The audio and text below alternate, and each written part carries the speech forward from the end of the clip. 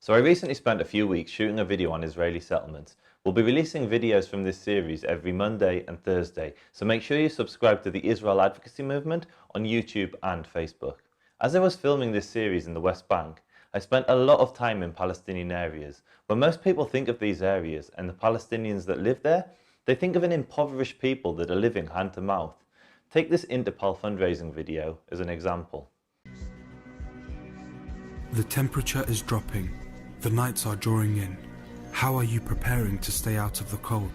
Sometimes it's easy for us to forget those for whom winter is a time of harshness, not comfort. Your hands may be cold, but your hearts will stay warm if you allow the spirit of compassion to reach Palestinians in need. This winter, you can keep them out of the cold by coming together for Palestine.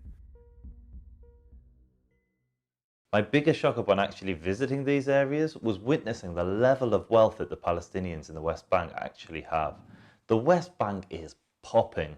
Literally every village I drove through had at least one Beverly Hills style villa. I mean, these houses were palatial. Anyway, so I'm stopped at a junction on an Israeli road in the West Bank. You know those roads that they call the apartheid roads? So first of all, that's a massive lie. These roads were crammed full of Palestinian cars. How do I know that they're Palestinian cars? Because they have Palestinian registration plates, or as you Americans like to call them, license plates. Anyway, so I'm at this junction just outside of Ramallah when I noticed that the car in front of me is a Palestinian Jaguar. Yep, you heard that right, a brand new Palestinian Jaguar.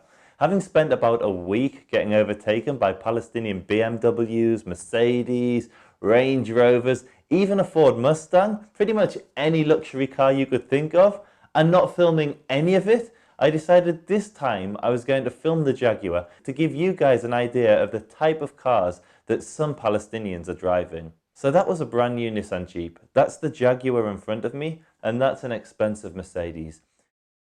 You're probably saying, but Joseph, that's just 3 cars. The rest were probably clapped out old bangers. So, preempting your cynicism, I chucked a Yui and headed back to Ramallah to film some of the cars that were leaving the city. So that's a Harley Davidson. Yep, Palestinians have Hell's Angels. And that's another brand new Nissan Jeep. I can't tell you how many brand new Jeeps that the Palestinians actually drive.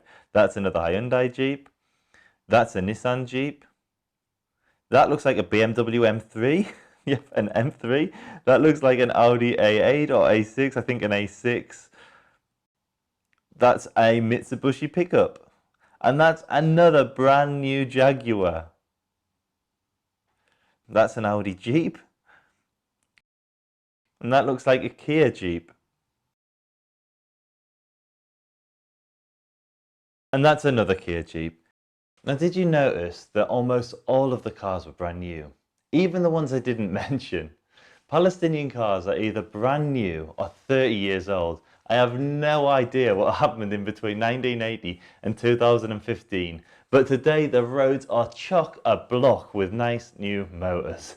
But showing the cars is only part of the experience. I'll let this Palestinian blogger, Hisham, show you around his house in Ramallah so you can see what life is like as a middle-class Palestinian. Country, my country, my country, I bleed. The flag in the air, red, white, black, green. We are in Palestine. Let me give you guys a little look around my house.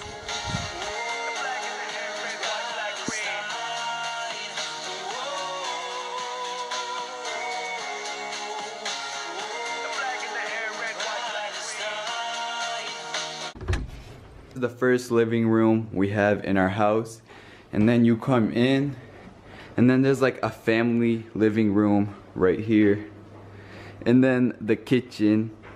This room is Diman Noor's room. You have Omar's room, and then here's my room. We have this 3rd floor where we all hang out and play PlayStation. To really get a sense of what it's like living as a Palestinian, head over to his YouTube channel and watch the video in full. So now I'm going to show you a montage of new buildings and fancy villas in Palestinian towns and cities.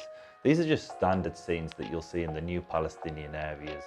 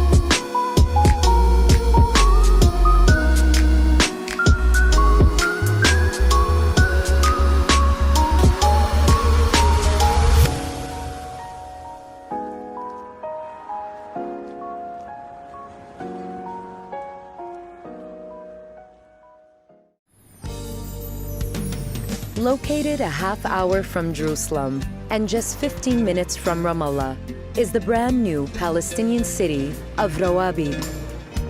It's the first planned city in Palestine. Eventually, it will become home to more than 40,000 residents. Rawabi is more than just a place to live, but rather a way to live. Rawabi residents and visitors are going to be able to shop, dine and enjoy a wealth of entertainment and leisure activities. I mean, this is not an impoverished neighborhood. This is how the Palestinian middle class live. And if I was a Palestinian and I was perpetually portrayed as some impoverished donkey riding peasant drinking from mud wells, I'd be insulted. I've built this incredible economy and huge, beautiful cities, yet the world just sees me as this pitiful peasant. The level of wealth that has been built up in the Palestinian areas of the West Bank is one of the biggest incentives for the Palestinians not to go to war. They've simply got too much to lose. If they were to trigger a full-scale war in the West Bank, they'd risk losing billions upon billions of dollars worth of infrastructure, nice houses, luxury cars, shopping malls. They simply can't afford that, as some of them have an incredible quality of life now. The booming economy of the West Bank is our greatest hope for peace in that region. Now, I don't know if peace will come in the form of a two-state solution, a one-state solution, a federation. I don't have the answers, but I do know that the Palestinians today in the West Bank have much more to lose than the Palestinians of 1967 or 1948. And it's this which is our greatest chance for peace. If you did like this video, make sure you subscribe to us on YouTube and follow us on Facebook for more videos just like this. Thank you for watching.